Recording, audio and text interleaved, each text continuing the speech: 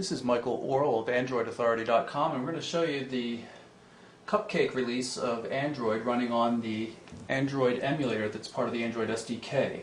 First you're going to have to go through follow directions in our post and install the Android SDK. It's pretty simple to do. It basically just extracts to a directory. You can see here I've got it on my C drive. It's called Android SDK Windows-1.0_R1. It's release 1. So it's an old release of the SDK when I installed it.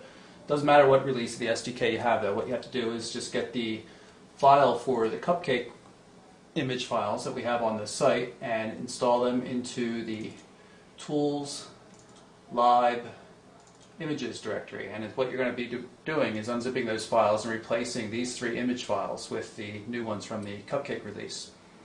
Once you have that done, it's pretty simple. You just go into the Tools directory and run the emulator, which you can see right down here, emulator.exe. Double click on it and it'll start to load in a second. You're going to see it come up here. It says Android here. Android boot logo comes up here, and so it's starting to boot just like it would a normal device, and in a second you'll see the main screen. This is the main desktop, very much like a regular Android phone, like on the G1. You can't run it horizontally and that kind of thing, but pretty accurate as to what Android looks like. So you can see the main menu, things like that, and, sub-menus for settings and stuff.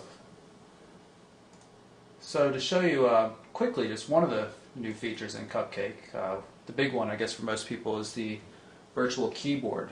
This is the browser we've got loaded here, and you'll notice as soon as I click, which is emulating a finger press, as soon as I click into the input box, virtual keyboard comes up. Now I can start typing on the virtual keyboard. Type Android. You can see it in the history. I already have Android Authority here, so I'm just going to click on that to save time.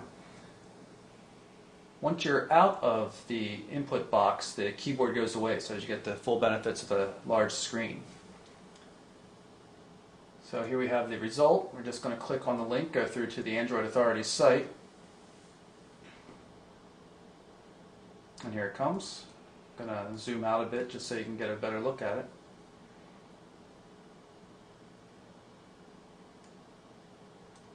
And again, for searching, we click in here. Any text input at all, whether it's email for Gmail or something like that, or input boxes, virtual keyboard comes up. You can search on, let's search on Cupcake, C-U-P, and you can also use a regular keyboard too. It's a lot easier when you're doing the emulator, just use your regular keyboard, but I just wanted to show you that it actually works.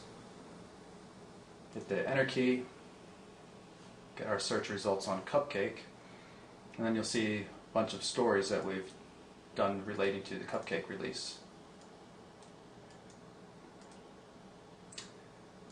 So hit the home screen, home button rather, go back to the desktop, and you can see what's going on here. Move into the settings,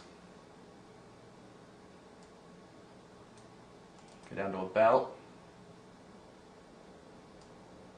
firmware version 1.5, you can see the kernel version, all that kind of stuff. So, quick look at Cupcake running on the Android emulator as part of the Android SDK.